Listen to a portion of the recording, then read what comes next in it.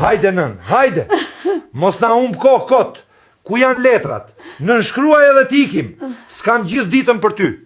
Gjithmonë e kam veçuar djalin nga vajza ime. Djalin, Xhanin, e kam mbajtur mbi kokë, e kam rritur si sultan. Vajzën, Aishën, e kam parë gjithmonë si një hije, si një barë. Vetëm që Xhani të shkollohej, Aishën e martova sapo mbushi 20 vjeç dhe e dërgova larg. Në ato mosha që të re, e lash të përballej me problemet e shtëpisë së saj. Tani, ai djali që e desha aq shumë, më nxori para derës, më përbuzi. Ajo që më mori në këtë gjendje, me këtë sëmundje, dhe më shtrëngoi në gji, ishte pikërisht vajza ime. Ajo që për vite me radhë nuk e pash me sy. Pasi bashkëshorti im ndroi jetë, mbeta vetëm, biri im. Djali im, Xhani, ishte qendra e botës për mua.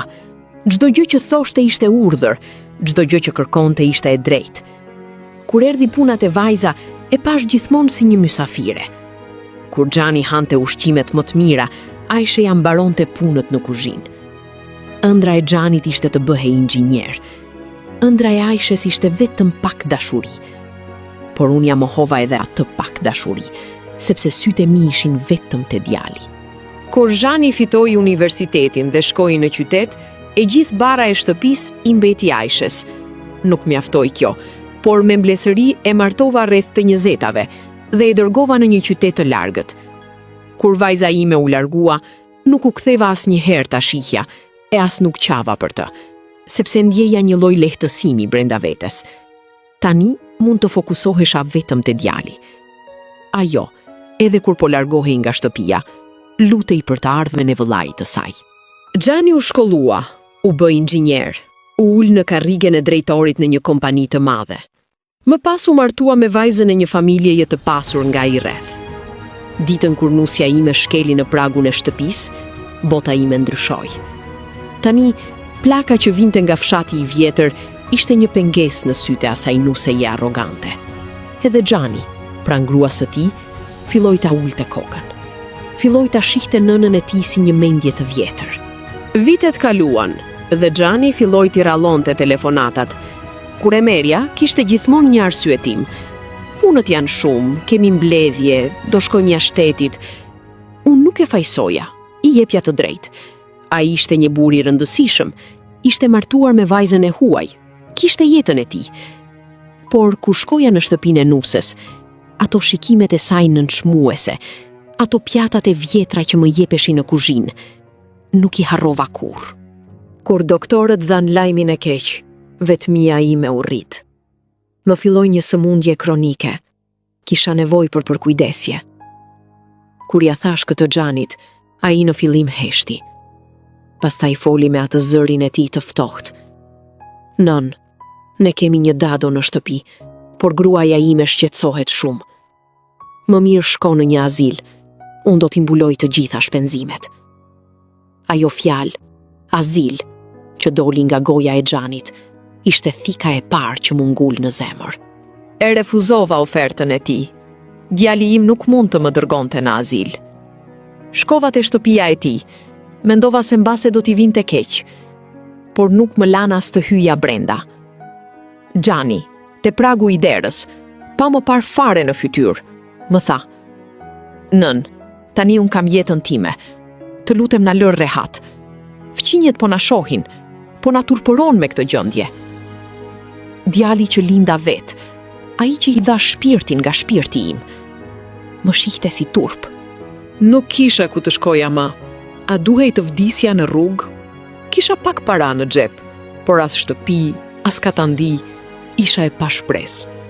Në dëshpëri me sipër, telefonova vajzën time, Aishën, të cilën kisha vite pa e kërkuar. Kur hapi telefonin, zëri dridhej. "Nën", tha ajo. "Eja, e ke vendin mbi kokën time." Ajo nuk më pyeti asgjë. Nuk më kërkoi llogari për ato që kisha kaluar. Thjesht më mori në atë shtëpinë e saj modeste që e ngrohte me duart e veta. Shtëpia e Aishës ishte e vogël. Mundësit ishin të pakta, por brenda kishte dashuri. Çdo mëngjes me lyerjen e gjunjëve me melhem, çdo supë ngrohtë që më përgatiste. Çfarë i kisha dhënë unë asaj, që ajo po më jepte gjithë këtë dëmshuri. Sa herë e shoh, padrejtësia e së kaluarës më godet në fytyrë si një shuplak, biri im. Unë dogja botën për djalin tim, ndërsa vajza ime hapi botën e saj për mua. Kur sëmundja ime u rëndua, u rrit edhe pendimi im. Fakti që Gjani nuk më kërkoi asnjëherë pas asaj dite, ma shtoi edhe më shumë admirimin për vajzën time. Gjani nuk e diti vlerën e jetës që i servira në tepsi të artë, kurse Aisheja, me atë jetë që unë nuk e vlerësova, kishte në fakt pasurinë më të madhe të botës. Ndërgjegja nuk më linte të flija çdo natë. Një ditë i thash Aishes: "Bia ime, unë kam një kursim të vogël nga e kaluara. Janë disa bijuteri që më kanë mbetur nga ytat. Dua t'ja jap Xhanit. Mbase në këtë smundje bëhet me ndërgjegje, mbase troket në derën tonë." Aishaja më tha: "Nën, ti e di vet." Ishte aq shpirt mirë, sa ende besonte se ai mund të bëhej njeri i mirë. Kurse unë kisha tjetër gjë në mendje. I dërgova lajm Xhanit. I thash: "Jam shumë sëmur. Ri pranë meje në momentet e fundit. Do të lë një trashëgimi të madhe. Shtëpi, dokumente pronësie, të gjitha do jenë të tuat." Sytë e Xhanit u hapën. Ai ishte aq i pangopur sa që, pa pritur as të vdisja për të marrë trashëgimin, erdhi të nesërmen me avokatët e tij ke dera. Kur Xhani hyri në dhomë, sytë i shkuan menjëherë te ajo arka e madhe në dhomë. "Ku është trashëgimia, nën? Hajde firmose t'ikim. Koha ime është e limituar," tha ai. Aisheja ishte ende e pa informuar që nëna e saj e kishte ngritur këtë lojë. Unë u ngrita në krevat, mora frym thellë dhe e pash Xhanin me atë buzëqeshjen time të famshme nënçmuese. I thash Xhanit: "Xhan, ti e djali im, por nuk je fëmia im. Ti erdhe për florint e mi, për dokumentet e mia. Erdhe për një llogari bankare, jo për një non. Por ke harruar një gjë. Pasuria e vërtet nuk është në atë shtëpinë tënde luksoze, por është e fshehur në këtë dhomën e ngushtë të motrës tënde, Aishes."